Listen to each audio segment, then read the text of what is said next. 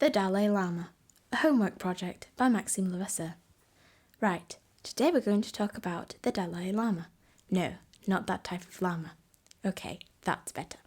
In fact, the word Lama in our case is actually the word equivalent to guru or spiritual teacher. Meanwhile, Dalai is actually the Mongolian word for ocean. Put together, this makes the term ocean of wisdom, ocean teacher, or teacher spiritually as deep as the ocean, as the Dalai Lama is depicted to be in Tibetan culture. The Dalai Lama is the spiritual as well as political leader of Tibet and is believed to be the reincarnation of Avalokiteshvara, who is a main Buddhist god. Dalai Lamas are believed to have postponed their own afterlife to end suffering on earth. Dalai Lama followers believe that the Dalai Lama has so much compassion that he cannot die and instead reincarnates to benefit humanity. More specifically, we will now be focusing on the 14th Dalai Lama, a man called Tenzin Gyatso. He has become an inspirational figure in many parts of the world, having multiple awards named after him in numerous universities and institutions. He has spoken of things such as the environment, economics, women's rights, non-violence and reproductive health, as well as many more subjects. He was born in 1935 to a peasant family in a small village called Taktsa, northeastern Tibet. He was the fifth of 16 children, 7 of whom died at a young age. Around the time of his second birthday, the child born and raised with the name of Lama Tonda was found by religious officers who, after following several significant spiritual signs, had been led to the youth. They claimed that the toddler was the reincarnation of the previous 13th Dalai Lama, Tubin Gyatso, and the child was henceforth renamed His Holiness the 14th Dalai Lama, Tenzin Gyatso. He was taken away to begin his religious and spiritual education, which began when the boy was aged 6. It focused on 5 major subjects, which were logic, Tibetan art and culture, Sanskrit, medicine, and Buddhist philosophy, which more specifically divides into 5 more categories, which are perfection of wisdom, monastic discipline, metaphysics, logic, and epistemology, which is the study of knowledge. He also studied 5 minor subjects, which were music and drama, poetry, astrology, composition and phrasing, and synonyms. At the age of 15, on the 17th of November 1950, he assumed complete political power of Tibet as the 14th Dalai Lama. That same year, the People's Republic of China invaded against little resistance. At that time, the People's Republic of China looked down upon the image of the Dalai Lama with disdain and scorn, believing it to be a symbol of obsolete religious movement not in line with communist philosophy. Tenzin Gyatso soon went to Beijing for peace negotiations with Chinese leaders. However, continued defeats of the Tibetan people by Chinese troops led to their uprising 5 years later. With the fear of assassination deep in their hearts, the Dalai Lama and his thousands of followers fled into exile to Dharamsala in northern India, where they established an alternative government. Since that time, Tenzin Gyatso has taken numerous actions in the hope of establishing a self-governing Tibetan state with the people of China's republic. However, the Chinese government has made no obvious signs of making peace with Tibet, even recently stating that he is a separatist and traitor for encouraging Tibetan self-rule and also a terrorist for provoking Tibetan rebellion. For almost 50 years, the 14th Dalai Lama has aimed to establish Tibet as a self-governing democratic state with unfortunately little response. In tradition, he has spent his entire life committed to benefiting humanity in many ways. Such ways include issuing a draft establishment for Tibet, granting freedom of speech, belief, assembly and movement, whilst also providing detailed guidelines for Tibetans living in exile.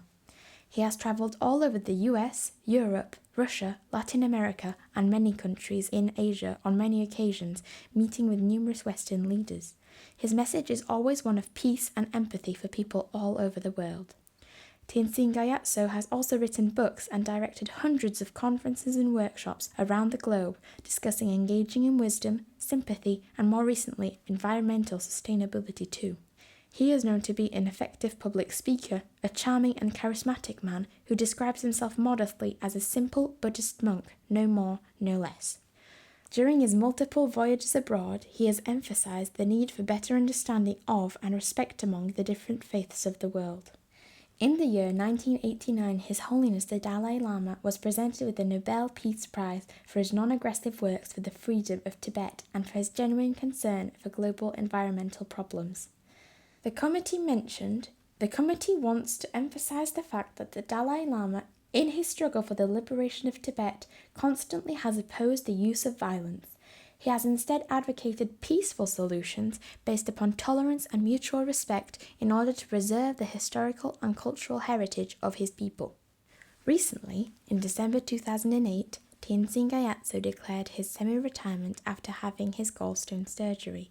Later, on 10th of March 2011, the 52nd anniversary of his exile, Tenzin Gyatso addressed the public and spoke of his plans to give up his role as political leader of Tibet. He said it was because a long-held belief stated that Tibetans needed a freely elected leader. Then, on the 29th of May 2011, Tenzin Gyatso signed legally the official handover of his temporal power to the democratically elected leader, bringing an abrupt end to the 368-year-old custom of the Dalai Lamas being both spiritual and temporal head of Tibet. Presently, the 14th Dalai Lama, Tenzin Gyatso, lives in a meagre cottage in Dharamsala, rising at 4 a.m. to meditate, then following the plain life of a Buddhist monk. His schedule consists of private audiences, religious teachings and ceremonies, and administrative meetings, with further daily prayers. He often cites a favourite verse whenever asked to explain his finest source of inspiration, once found in the writings of the famous 8th century Buddhist saint Shantideva. For as long as space endures, and for as long as living beings remain, until then may I too abide to dispel the misery of the world. For as long as space endures, and for as long as living beings remain, until then may I too abide to dispel the misery of the world.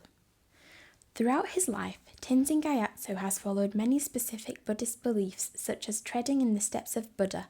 By doing so, he needed to be an awakened and enlightened teacher who shared his insight purely to end suffering throughout the elimination of ignorance and craving.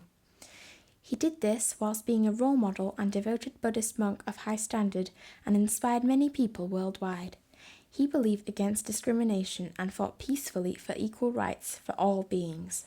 He has inspired people to persevere, as shown when he tried non-stop for 50 years to establish Tibet as a self-governing state. He has also taught us to be respectful to others in spite of their beliefs, as he expressed in the hundreds of conferences he has led. He has also taught people not to be greedy, as was proven when he willingly gave up his high standard as temporal leader of Tibet and passed it on to a younger member elected by the community. The Dalai Lama's role is to end suffering on earth, and Tenzin Gyatso has done this every time. People look up to him as a figure that projects goodness and is fair and thoughtful. I agree with Tenzin Gyatso's actions, as he is an enlightened man with big dreams and generous ideas. He fights peacefully for rights of humans all over the world, something that not enough people do. He fought on with non-violent protests and papers.